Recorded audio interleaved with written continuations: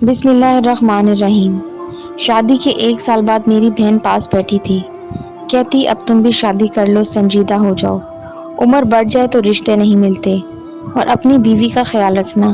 میں ہنس دیا اور کہنے لگا، تم تو ایسے کہہ رہی ہو جیسے تمہارے سسرال والے تمہیں روٹی بھی نہ دیتے ہوں۔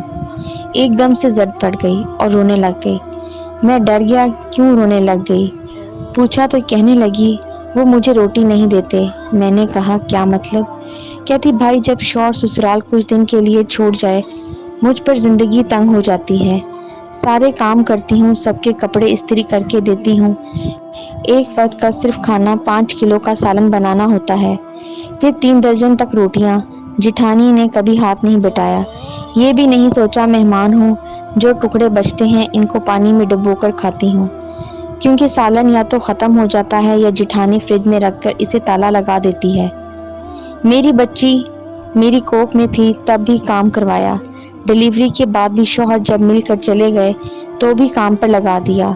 میں مرد ہوں، میں کمزور نہیں کہ روں، لیکن اس دن میں عورت کی طرح رویا، مجھے پتہ ہی نہیں چلا میں کب رویا۔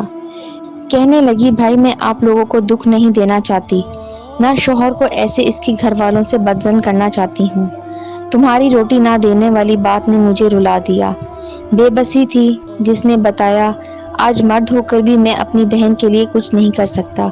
اللہ سب کی بہنوں کا نصیب اچھا کرے، آمین۔